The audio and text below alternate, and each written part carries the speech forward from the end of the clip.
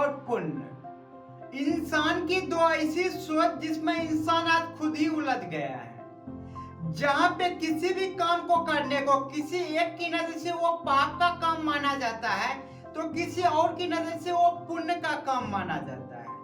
यहाँ तक कि किसी एक धर्म की नजर से वो पाप का काम होता है तो किसी और धर्म की नजर से वो पुण्य का काम होता है। जबकि अगर कोई सा भी काम है, अगर वो पाप का काम है तो सभी धर्मों की नजर से, सभी इंसानों की नजर से वो पाप का काम होना चाहिए या फिर वो पुण्य का काम होना चाहिए। डिपेंड करता है कि कौन सा काम है।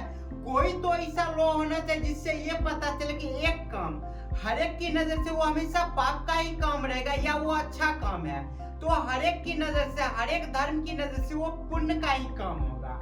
पर ऐसा कोई सा भी लॉ एग्जिस्ट नहीं करता, क्योंकि जो पाप और पुण्य होता है वो बेसिकली सब्जेक्टिव चीजें होती है। यानी कि किसी एक की नजर से वो पाप का काम हो सकता है तो किसी और की नजर से वो पुण्य का काम हो सकता है। जैसे कि मांस को खाना, अगर मैं हिंदू धर्म की बात करूं तो इस धर्म के हिसाब से ये पाप का काम होता है। पर वही हिंदू धर्म में जब हम देखते हैं कि अलग अलग मंदिर में जब वहाँ बलि दिया जाता है, यानी कि हम देखते हैं किस प्रकार से काली माँ के मंदिर में बकरे का बलि पड़ती है, तब जाकर लोगों को यहाँ लगता है कि ये पाप का काम नहीं, ये पुण्य का काम है बलि को देना।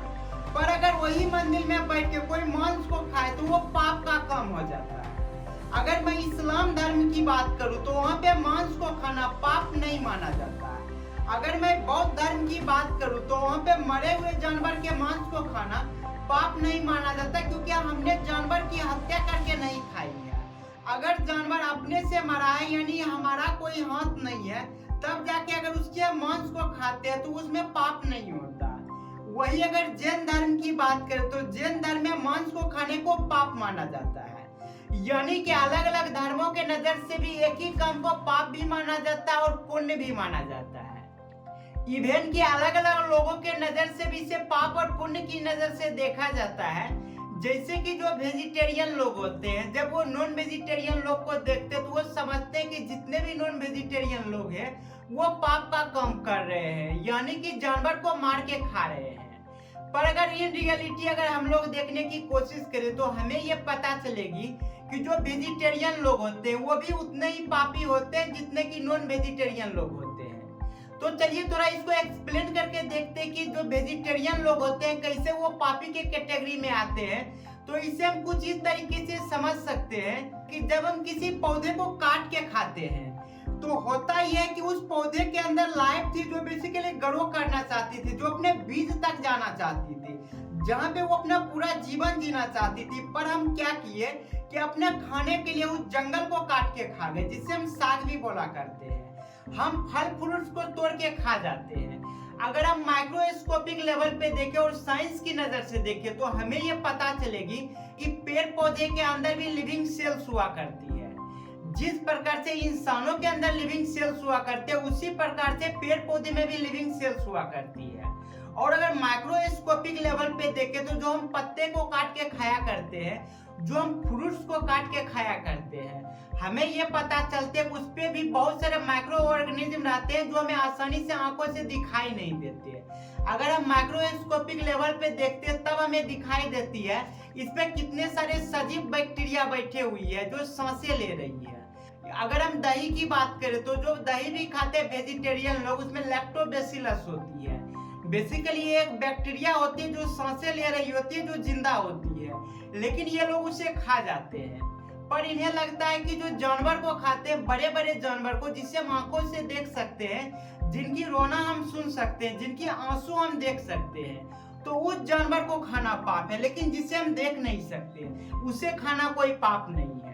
इवन कि जब हम अनाज को खाते थे बेसिकली बहुत सारे उसमें सीड्स हुआ करती है, जो सीड्स एक लाइफ को कैरी करती है, यानी कि किसी भी सीड्स के अंदर जीवन होने की संभावना होती है, पर हम उसे अस्तित्व में आने से पहले ही खा जाते हैं।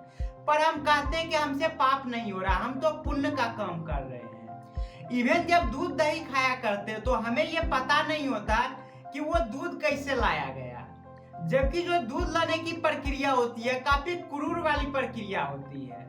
जहाँ पे गाय भैंस को जबरदस्ती इंजेक्शन दिए जाते हैं, ऐसी ऐसी चीजें खिलाई जाती है जिससे वो ज्यादा दूध दे सके, और जिस दूध पे उसके बच्चे का हक होता है उस बच्चे को भूखे मार दिया जाता है।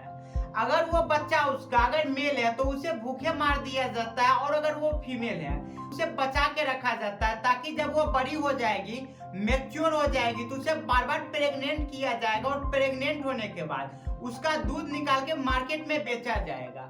और उसका जो बच्चा होगा अगर वो मेल हो गया तो इंसान के किसी काम का होगा नहीं, तो उस बच्चे को भूखे मार दिया जाता है। इसलिए भूखे मार दिया जाता है, अगर उससे दूध दिया जाएगा तो दूध फ्री में चला जाएगा, इसलिए उसका भी दूध छीन के हम बेच दिया करते हैं। यानी कि दूध के हर एक बूंद में एक खून का कतरा होता है जो उस जानवर के बच्चों का होता है। पर हमारी नजर में वो पाप नहीं माना जाता, क्योंकि हमने तो जानवर को मारा नहीं। लेकिन इनडायरेक्टली हमारी दूध खाने की वजह से क्या होता है कि किसी एक जानवर की जान चली जाती है, पर हमें दिखाई नहीं देती। फिर जाके इसमें भी कुछ लोग आते हैं जिसे वेगन हम लोग कहते हैं। वो लोग क्या करते हैं, वो फल फ्रूट्स को खाया करते हैं, अनाज को खाया करते हैं, लेकिन वो दूध दही को भी नहीं खाया करते, क्योंकि उनके नजर में जो दूध दही को खाना होता है ये किसी का शोषण करके निकाला गया होता है, जिसकी वजह से ये पाप करने से बचते हैं और दूध दही को भी कंज्यूम नहीं करते। और इनको लगता है कि मैं बाकी दो लोगों से सुपीरियर हूँ, यानी कि जो नॉन वेजिटेरियन लोग होते हैं और जो प्योर वेजिटेरियन लोग होते हैं उन दोनों से मैं सुपीरियर हूँ, क्योंकि मैं जानवर को मार के नहीं खा रहा हूँ और न ही जानवर का शोषण करके उसका कोई सा भी चीज कंज्यूम कर रहा हूँ। यानी कि मैं थोड़ा ज्यादा सुपीरियर हूँ, मैं पाप नहीं कर रहा हूँ। तो यहाँ पे देख सकते हैं एक ही चीज को अलग अलग नजर से कैसे पाप और पुण्य माना जाता है।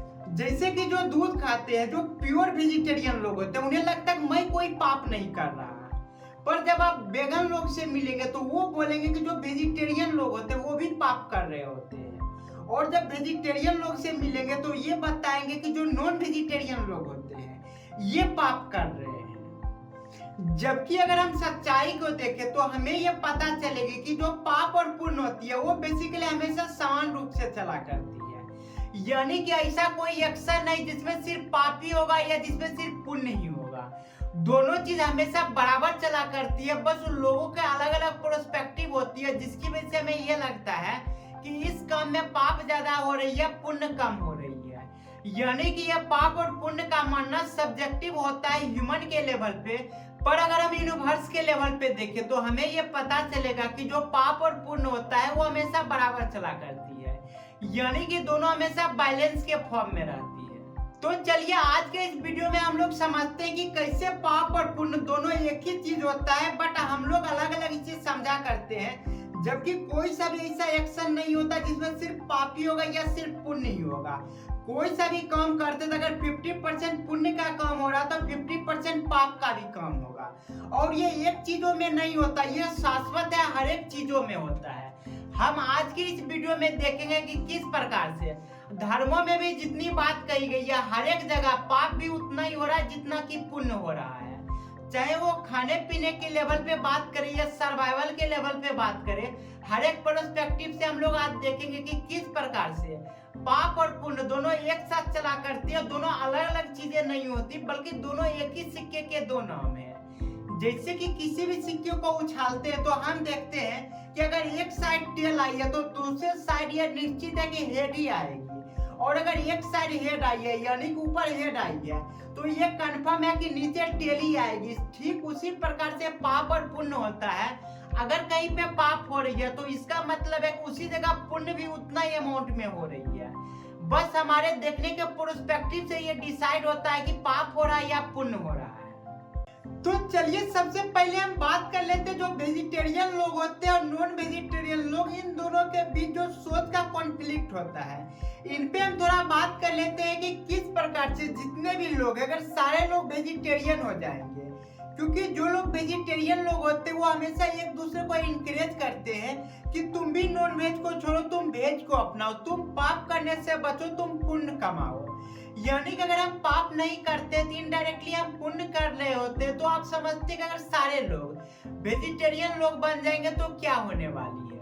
तो सबसे पहले होगा ये कि आज धरती पे 8.2 बिलियन से भी अधिक पीपल है, यानी कि इतने लोगों को अगर हम अनाज देंगे और फल फ्रूट्स देंगे तो प्रैक्टिकली रूप से सबको पुराना पॉसिबल नहीं है। यानी कि इतने लोगों के लिए जब हम भोजन का इकट्ठा करेंगे जो कि अनाज पे ही सबको डिपेंडेंट रखेंगे, तो इससे होगा क्या कि इतने ज्यादा अनाज को प्रोड्यूस करने के लिए हमें ज्यादा फर्टिलाइज की नीड होगी, यानी कि केमिकल फर्टिलाइज को जब यूज करेंगे तब जाके मिट्टी में वो उर्वरा शक्ति आएगी जिससे ज्यादा अनाज उपज होगी। पर इसका दुष्परिणाम ये होगा कि आने वाले टाइम में मिट्टी के अंदर जो ओरिजिनल शक्ति होती थी जिससे पौधे बना करते थे, वो शक्ति धीरे धीरे कम होते जाएगी, जमीन बंजर होते जाएगी। और इसका इफेक्ट ये होगा कि बहुत सारे जानवर भूखे मरने लगेंगे, बहुत सारे इंसान भूखे मरने लगेंगे। यानी कि जो हमारा पर्सपेक्टिव था कि किसी भी इंसान का जान नहीं जाए, किसी भी जानवर को मार के नहीं खा, आज सिर्फ एक डिसीजन की वजह से कि इंसान सिर्फ अनाज खाएंगे, मांस मछली नहीं खाएंगे, इसकी वजह से होगा ये कि टाइम के साथ साथ बहुत लोग भूखे मरने लगेंगे क्योंकि उतना ज्यादा अनाज पुरेगा नहीं।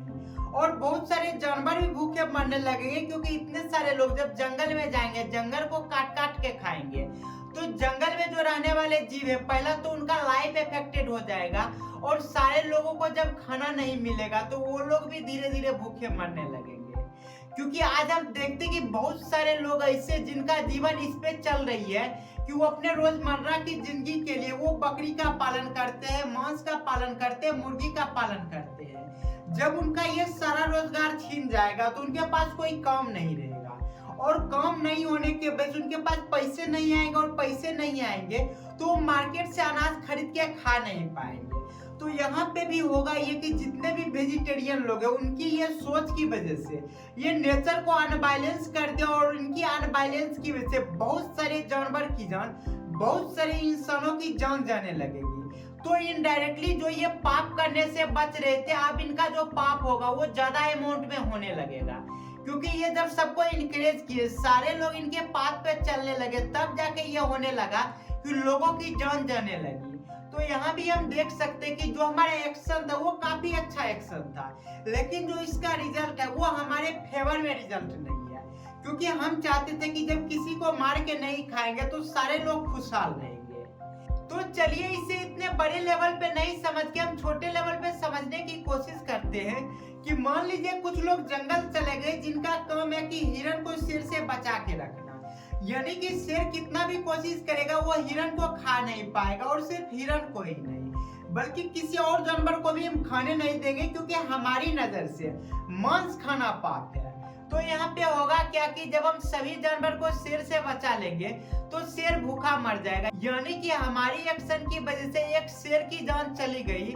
और फिर होने ये वाला है कि जिस हिरण को हम बचा लिए, धीरे धीरे जंगल में हिरण की संख्या बढ़ते जाएगी, जिसकी वजह वो घास फूस को ज्यादा खाने लगेंगे, और जंगल में जो है घास की कमी होने लगेगी। और जब इतने सारे जानवर हो जाएंगे जो घास पे डिपेंडेंट रहते हैं, तो ज्यादा पॉपुलेशन होने की वजह से ये भी धीरे धीरे भूखे मरने लगेंगे। यानी कि जब हम भोजन की श्रृंखला को तोड़ने की कोशिश करते हैं तो इसकी वजह से जितनी भी जान जाती है वो हमारी सोच की वजह से जाती है। जबकि हम जानवर की जान बचा रहे थे, लेकिन जान बचाने की वजह से बहुत सारे जानवर की जान जाने लगी, यानी कि हम पुण्य करने गए थे और हमसे पाप हो गई। तो यहाँ पे आप देख सकते हैं कि हर एक एक्शन में किस प्रकार से पाप और पुण्य दोनों शामिल है। जैसे कि एक हिरण की हम जान बचा लिए तो हम पुण्य का काम किए, लेकिन उस हिरण की जान बचाने की वजह से एक जानवर जो शेर था वो भूखा मर गया, तो उससे हमको पाप लग गई। तो यहाँ पे कुछ लोग ऐसे भी होते हैं जिनका ये लॉजिक होता है, जो जानवर होती है उसके अंदर समझ नहीं होती, इसलिए वो जब जानवर को मार के खाते हैं तो उससे वो पाप नहीं लगता, क्योंकि उसे इस प्रकार से बनाया गया है। लेकिन जब ह्यूमन की बात करते हैं तो अगर ह्यूमन किसी जानवर को मार के खाता है तो ये पाप के कैटेगरी में आता है, क्योंकि इंसानों के अंदर समझ थी और भी चीजों को खा सकती थी। तो इन चीजों को समझने के लिए सबसे पहले हमें धर्म को समझना होगा कि धर्म कैसे बनी। जब हम धर्म की बनावट को समझेंगे तो तब हमें ये समझ आएगी कि अलग अलग धर्मों में मांस को खाना पाप माना जाता है और अलग अलग धर्मों में मांस को खाना पाप नहीं माना जाता। वो सिर्फ इस पे डिपेंड करती है कि कौन सी धर्म की उत्पत्ति कहाँ पे हुई। तो इन चीजों पे काफी एक डिटेल्ड वीडियो बनाई जा सकती है, जिसमें ये बताया जाएगा कि क्यों अलग अलग धर्मों में अलग अलग चीजों को पुण्य माना गया और अलग अलग चीजों को पाप माना गया। ये डिपेंड करता है कि कौन से धर्म का जन्म कहाँ पे हुआ। तो इसका हम छोटा सा ओवरव्यू देख लेते हैं कि इस्लाम में मांस को खाना पाप क्यों नहीं माना जाता। तो यहाँ पे सबसे पहले हम थोड़ा सा ये समझ लेते हैं कि जो अलग अलग धर्मों में हम ये देखते हैं कि किसी धर्म में मांस को खाना पाप माना जाता है और किसी धर्म में मांस को खाना पाप नहीं माना जाता। ये बेसिकली जियोग्राफिकल कंडीशन की वजह से हुई है कि किस धर्म का जन्म किस जियोग्राफी में हुई है। तो सबसे पहले हम इस्लामिक धर्म की बात करते हैं, जो बेसिकली इस्लाम धर्म है। वो मिडिल ईस्ट में पैदा हुआ, यानी कि ऐसी जगह पैदा हुआ जो बेसिकली डेजर्ट का जगह था। जो सऊदी अरब या ईरान, इन जैसे अगर देशों को देखें जो बेसिकली जहाँ पे इस्लामिक धर्म का जन्म हुआ, तो इन देशों में अनाज की बहुत ज्यादा कमी थी और यहाँ पे जो एनवायरमेंट कंडीशन थी वहाँ पे ज्यादा अनाज उगाए नहीं जा सकते थे, ज्यादा वहाँ फ्रूट्स अवेलेबल नहीं थी। तो वहाँ पे सरवाइव करने के लिए जरूरत थी खाने की, और खाने की जरूरत को पूरा करने के लिए जब तक हम जानवर को मार के नहीं खाएंगे तब तक हमारी जरूरत को पूरा नहीं कर पाएंगे। तो इन चीजों को देखते हुए वहां पे ये कहा गया कि जानवर को खाना पाप नहीं है, बस जानवर को किस प्रकार से मारते हैं इस पे डिपेंड करता है वो पाप है या पुण्य। जैसे कि अगर जानवर को हम क्रूरता से नहीं मार के खाते तो बेसिकली पाप नहीं माना जाता। जो बेसिकली डेजर्ट वाली जगह है, जब डेजर्ट वाली जगह को हम लोग देखेंगे तो हमें ये समझ आएगी कि जो डेजर्ट होती है वहाँ रिसोर्सेज की कमी होती है, जिसकी वजह से वहाँ पे ये देखा गया है कि जब किसी इंसान की मौत भी होती है तो उसे जलाया नहीं जाता क्योंकि वहाँ लकड़ी की कमी होती है। तो वहाँ पे ये नियम बनाया गया कि मरने के बाद जो अंतिम संस्कार होती है वो बेसिकली दफन करके करवाए जाएंगे, यानी कि मिट्टी को खोदा जाएगा और वहाँ पे दफन किया जाएगा। और वहीं अगर मैं हिंदू धर्म की बात करूँ तो जो हिंदू धर्म है बेसिकली ये ऐसी धर्म है जहाँ इसका उत्पत्ति हुआ, वहाँ पे बहुत सारे नेचुरल रिसोर्सेज थे, यहाँ पे नदी थी, यहाँ पे कोई डेजर्ट जैसी जगह नहीं थी, यानी कि यहाँ जीने के लिए इतने फल फ्रूट्स और अनाज अवेलेबल थे कि बिना जानवर की हत्या किए हम जीवन को जी सकते हैं।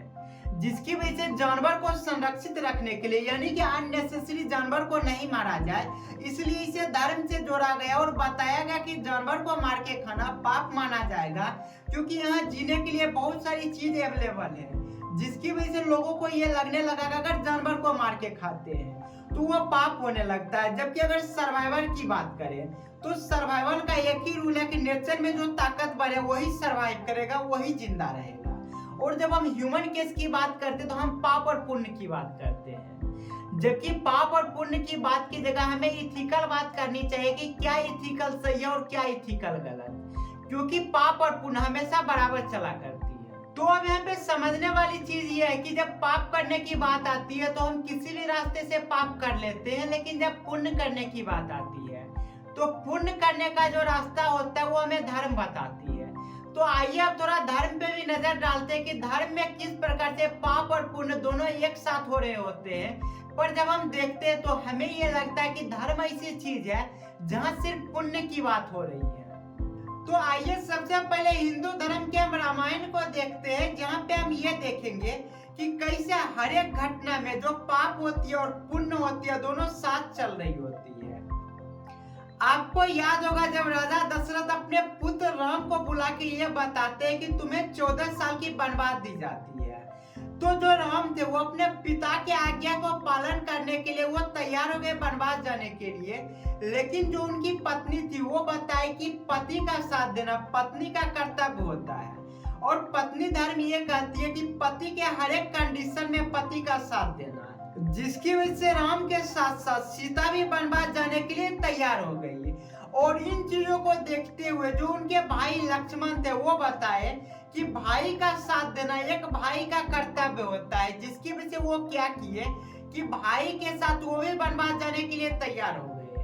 लेकिन यहाँ पे ध्यान देने वाली बात यह है कि जो लक्ष्मण थे उनका भी शादी हो चुका था और उनकी भी पत्नी थी, और जो शादी होती है हिंदू धर्म में वहाँ पे बेसिकली पत्नी से यह वादा किया जाता है कि हमेशा पत्नी का साथ निभाया जाएगा, यानी कि हर एक दुख और हर एक सुख में पति और पत्नी को साथ रहना होगा। जहाँ पे हम ये देख सकते हैं कि भाई का साथ देना पुण्य का काम है, वहीं पे पत्नी को छोड़ के जाना पाप का काम है।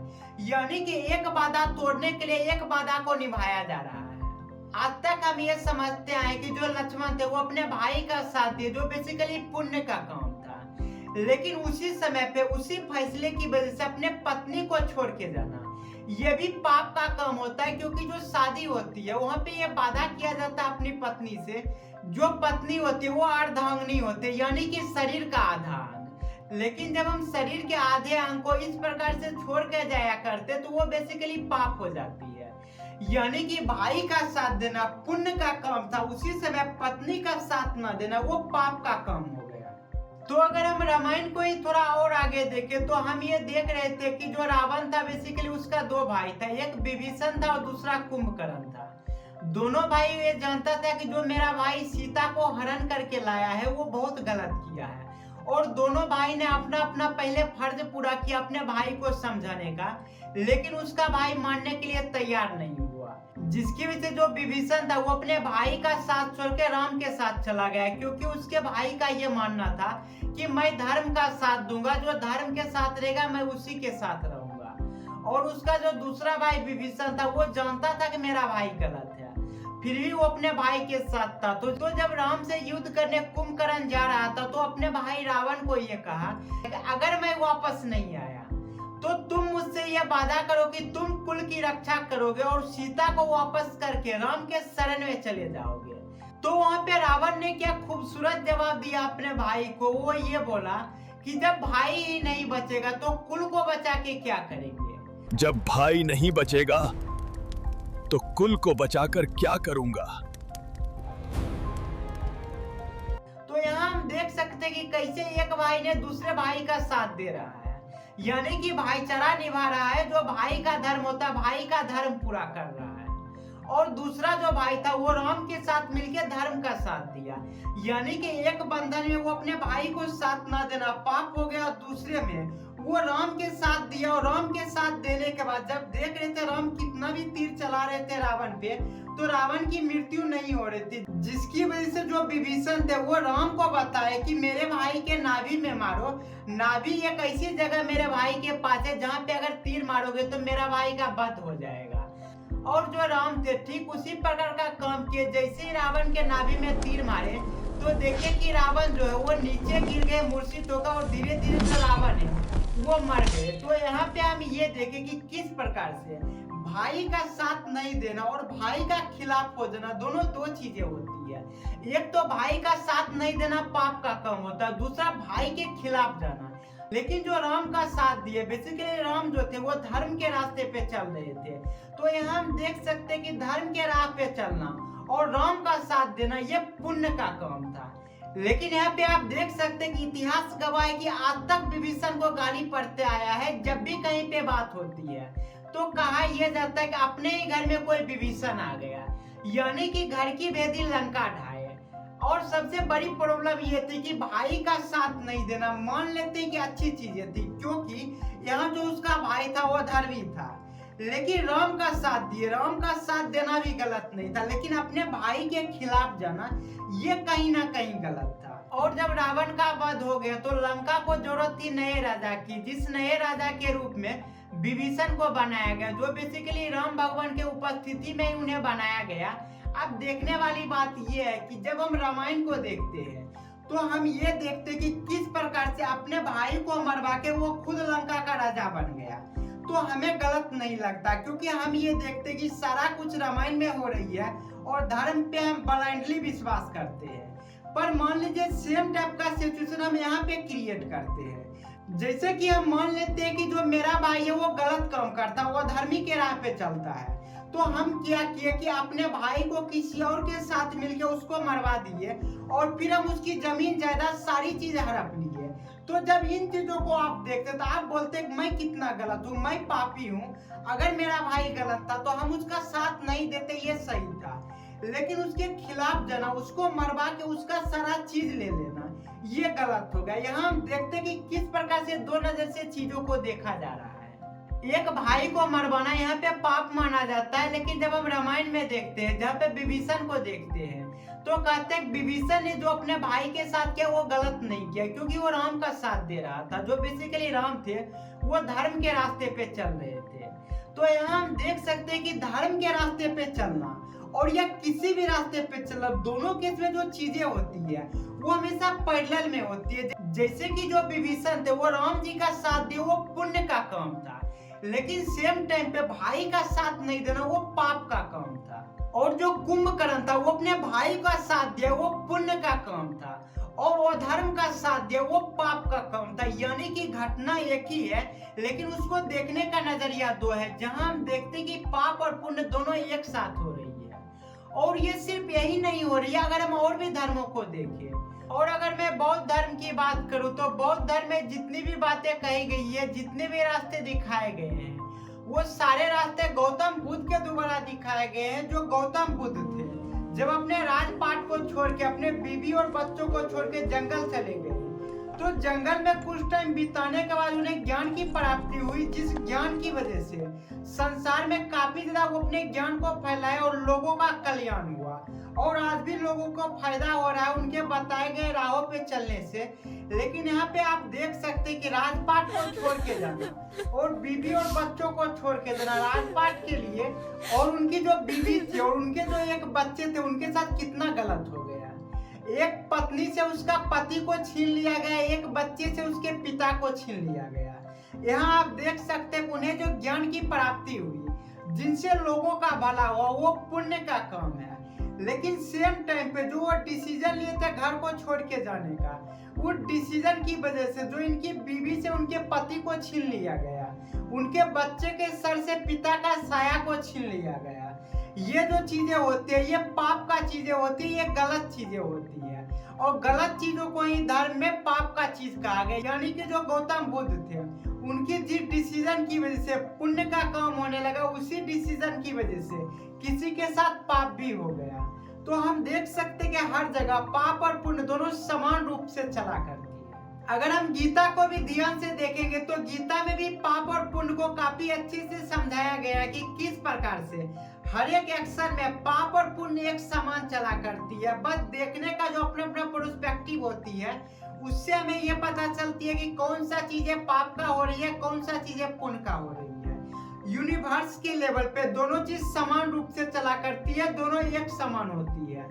जैसे कि अगर श्रीमद् भगवद गीता को भी देखा जाए तो उसमें ये क्लियर रूप से कहा गया है अध्याय 2 श्लोक 47 में कि कर्मण्यवाधिकारस्ते मा फलेषु कदाचन मा कर्म फल हेतुर्भुर्मा ते संगो अष्ट कर्मणि। यहाँ पे श्री कृष्ण अर्जुन से ये कहते कि हे अर्जुन, तुम सिर्फ अपने कर्म करने पे ध्यान दो, फल की चिंता मत करो। इंसान के हाथों में सिर्फ कर्म करने का कंट्रोल होता है, फल क्या मिलेगा ये उसके हाथों में नहीं होता। अगर हम फल की चिंता करेंगे और फल को सोचते हुए काम करेंगे तो हम पाप और पुण्य और सही और गलत के रास्ते में उलझ जाएंगे। इसलिए यहाँ पे श्री कृष्ण अर्जुन से ये कहते कि हे अर्जुन, तुम इन चीजों से ऊपर उठो। अगर तुम फल की चिंता करोगे तो तुम इन चीजों में फंस जाओगे, पाप और पुण्य, सही और गलत में।